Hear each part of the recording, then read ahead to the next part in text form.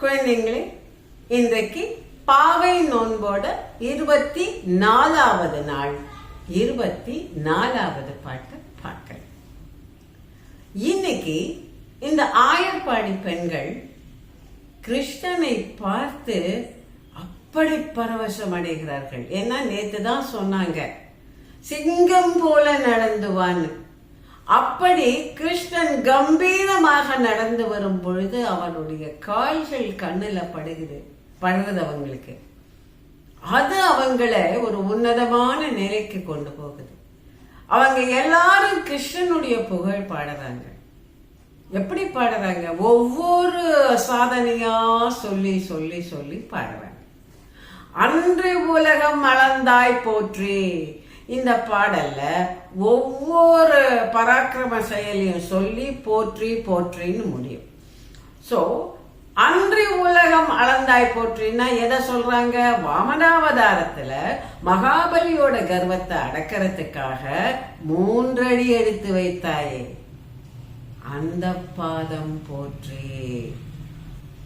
அடுத்தது ராமாவதாரத்துல ராவணனை கொன்றாயே, அந்த திறமையை நாங்கள் போற்றுகிறோம், அந்த பராக்கிரம செயலை நாங்கள் போற்றுகிறோம்.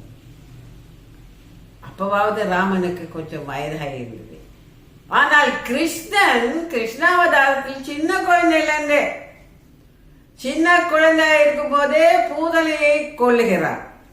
அதுக்கப்புறம் ஒவ்வொரு அசுரனா வரும் பொழுது அந்தந்த வயசுல எப்படிப்பட்ட அசுரன் வந்தாலும் சரி அவனை கொல்லுகிறான். சகடாசுரனை கொல்லுகிறான். தன்னுடைய பெஞ்சு கால்கள், எல்லோரும் பெஞ்சு கால்கள் நினைச்சிட்டு இருக்காங்க. ஆனா அந்த பரந்தாமனோட காலால வண்டி ரூபத்துல வந்த சகடாசுரனை காலால உதைச்சு கொல்லறான். அவன் புகழ் போற்றி.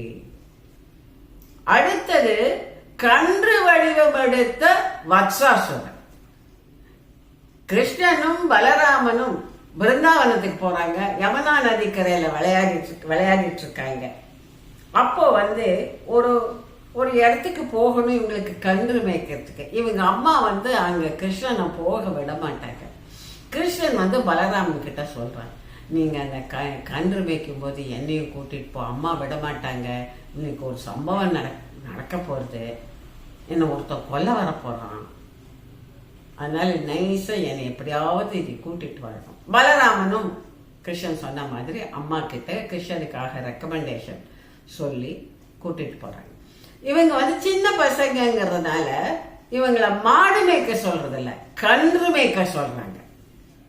இவங்கெல்லாம் கன்றுகளை ஓட்டிட்டு போறாங்க. ஓட்டிட்டு போகும்போது வத்சாசுரன் ஒரு கன்று வடிவம் எடுத்து இவங்களோட கன்றுகளோட ஒன்னோட ஒன்னா கலந்துடுறான்.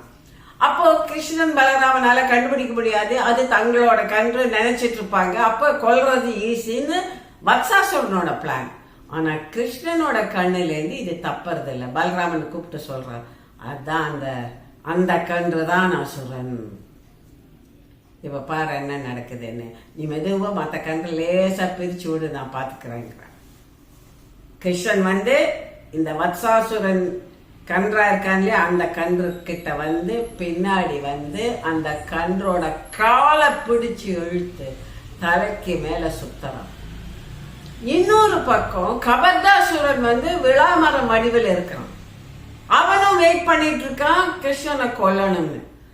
இந்த வத்சாசுரன் இப்படி கர கர கர கர கர சுத்தி அந்த விளாமரத்து மேல அடிச்சு, அதுக்கப்புறம் அவன் செத்து போனதுக்கு அப்புறம் அவனையே ஒரு தடியா யூஸ் பண்ணி அந்த விளாமரத்தில் இருக்கிற அசுரனையும் கொல்றான், கபர்தாசுரனையும் கொல்றாங்க. அட் அ டைம் 2 அசுரனை கொல்றான். ஐயோ எப்பேற்பட்ட வீராதி வீரன் நீ அப்படின்னு புகழறாங்க. அடுத்தது கோவர்தனகிரியை கொடையாய் பிடித்தாயே, அந்த சாகசத்தை என்னென்று சொல்வோம்.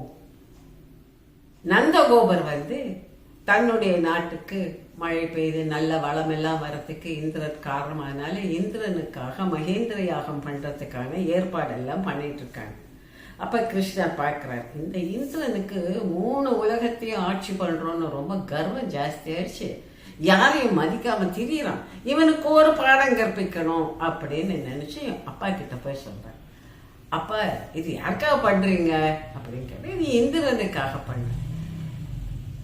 ஆனா அப்ப நமக்கு புண்ணிய பாவத்தினாலதான் நமக்கு நல்லதோ கெட்டதோ நடக்குது. அதை தவிர நம்ம கூட இருக்கிறவங்க நமக்கு செய்யறதுனால தானே நமக்கு நல்லது வருது. இப்ப பாருங்க, இந்த மாடு கன்றுகள் எல்லாம் நமக்கு பால் தருது. இதனால எல்லாம் தானே நமக்கு நம்ம சுத்தி இருக்கிற மலைகள் இருக்கு, இதனால தானே நமக்கு மழை பெய்யுது. இப்போ நம்ம அவற்றுக்கெல்லாம் ஆராதனை செய்தா என்ன? இந்த மலையையும் இந்த மாடு கன்றுகளை எல்லாம் ஆராதனை செய்தா என்னன்னு கேட்ட உடனே ஆயர்களுக்கெல்லாம் இது பிடிச்சிருக்கு, இந்த ஐடியா பிடிச்சிருக்கு. ஆமா, இப்படி செஞ்சிடலாமே அப்படின்னு சொல்றாங்க. அப்ப அந்த மலையடி வாரத்துக்கெல்லாம் போறாங்க. கண்ணன் என்ன பண்றாரு, இன்ஸ்டன்டா ஒரு மலையை உருவாக்கிடுறார். அதான் உருவாக்கணும்னு, இந்த மலை புதுசா இருக்கே, அவங்களுக்கு ரொம்ப பிடிக்குது. அப்ப அந்த மலைக்கும் அங்க இருக்கிற எல்லா இயற்கை வளங்களுக்கும் இவங்க ஆராதனை பண்றாங்க. இத பார்த்த உடனே இந்திரனுக்கு பயங்கர கடுப்பா போச்சு. என்னது இதெல்லாம் எனக்கு கிடைச்சிருக்க வேண்டிய மரியாதை, இந்த கிருஷ்ணன் இவங்களை எல்லாம் இப்படி மடமாத்தி விட்டுட்டான்.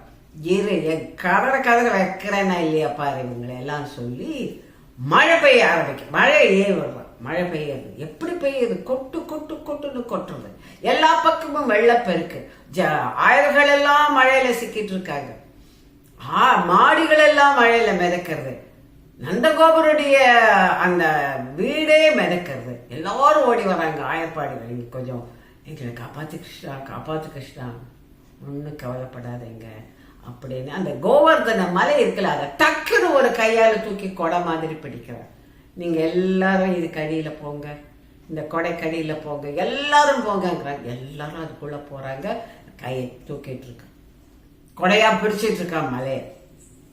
மழை விடுன்னு பார்த்தா மழை விடுறது இல்லை. இந்திரன், நானும் ஒரு கை பார்க்கிறேன், எவ்வளவு நேரம் நீ தூக்கிட்டு இருப்பதான்? ஒரு நாள், 2 நாள், 3 நாள், 7 நாள் இடைவிடாம மழை பெய்யுது. அப்பத்தான் இந்திரனுக்கு புரியுது, இந்த மாதிரி ஒரு மலைய 7 நாள் இப்படி ஒரு தூக்கிட்டு நிக்கணும்னா இது சாதாரண ஆளால முடியாது. நம்ம தப்பா மோதிட்டோம், வந்திருக்கிறது கிருஷ்ணன், தெரியாம மோதிட்டோம்னு சொல்லி உடனே கிருஷ்ணனுடைய காலில் விழுந்து மன்னிப்பு கேட்கிறான்.